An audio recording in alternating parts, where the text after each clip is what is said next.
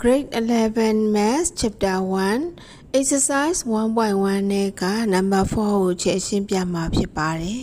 ။မင်္ဂလာပါဒီချက်ကတော့ထက်တန်းသင်ကြားကို theory အစားရှင်းရှင်းလင်းလင်းနားလည်အောင်ရှင်းပြနေတယ်ဒီချက်နဲ့ဖြစ်ပါတယ်။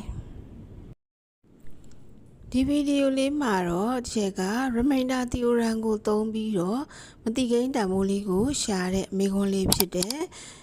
Exercise 1.1 နဲ့က number 4 ကိုရှင်းပြထားတာဖြစ်ပါတယ်။ကြည့်ရအောင်နော်။ Exercise 1.1 နဲ့ကမေးခွန်း number 4 လေးဖြစ်ပါတယ်။မေးခွန်းလေးက when x2 plus 3x squared minus mx plus 4 is divided by x minus 2, the remainder is m plus 3. Find the value of m.ဆိုတော့ဒီမေးခွန်းမျိုးလေးကအခြေဗီဒီယိုလေးမှာရှင်းပြထားတာရှိပါတယ်အဲ့ဒီဗီဒီယိုလေးတွေကိုကြည့်ဖြစ်တယ်ဆိုရင်ဒီမေးခွန်းလေးကိုမြင်လိုက်တာနဲ့เนาะသူ့ရဲ့တွက်နည်းလေးကိုသိသွားမှာပါအကယ်၍မကြည့်ရသေးဘူးဆိုလို့ရှိရင်လည်းကြည့်စေချင်ပါတယ်เนาะဆိုတော့ဒီမှာဆိုလို့ရှိရင်ဒီချက်လိုကိန်းတန်းလေးရှိမယ်အဲ့ကိန်းတန်းထဲမှာဆိုရင်မသိကိန်း m လေးပါတယ်လို့နော်ပေးထားတဲ့ remainder ထဲမှာလည်း m plus 3ဆိုပြီးတော့မသိကိန်း m လေးပါတယ်အဲ့ဒီ m တန်ဖိုးလေးကိုရှာမှာဖြစ်တယ်သူ့ရဲ့စားကိန်းလေးကတော့ x minus 2နဲ့စားမှာဖြစ်တယ်အဲ့တော့ remainder theorem အရပြောမယ်ဆိုလို့ရှိရင်တော့စားကိန်းလေးဒီ x minus 2ဖြစ်ရင်ဒီချက်တို့က f of 2လေးကနေဒါဒီချက်တို့ remainder တန်ဖိုးလေးရမှာဖြစ်တယ်ဆိုတော့အဲ့ဒီ remainder နဲ့ချက်တို့မိကုန်းလေးမှာပေးထားတဲ့ m plus 3လေးနဲ့ညီမြရေးချပြီးတော့တွက်လိုက်မယ်ဆိုရင် m တန်ဖိုးလေးရမှာဖြစ်ပါတယ်ဆိုတော့တွက်တာလေးကြည့်ရအောင်နော်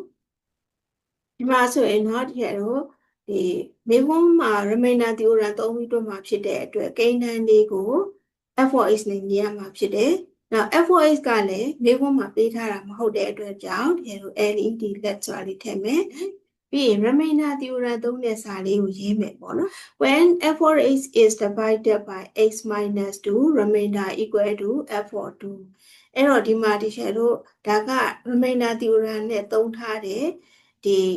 တန်ဖိုးကိုရှာမှာပေါ့နော်ဒါ f of 2လေးနဲ့တွက်လိုက် remainder တန်ဖိုးရတယ်ဒါပေမဲ့မေးခွန်းမှာက remainder is m plus 3လို့ပြောတဲ့အတွက်ဒီ f of 2လေးနဲ့ m plus 3လေးနဲ့ညီမြရေးချပြီးတွက်လိုက်တာနဲ့ m တန်ဖိုးရမှာဆိုတော့ဒီမှာကျတော့ထားလိုက်ညီမြရင်းလေးချလိုက်မယ်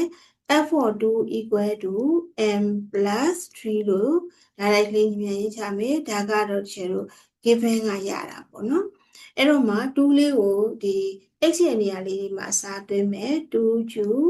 plus 3 into 2 square minus m into 2 plus 4 equal to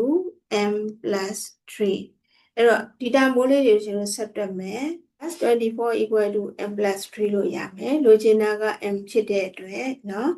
m ကိုကျွန်တော်ဒီဘက်ကိုပို့လိုက်မယ် minus 2m minus m equal to 3 minus 24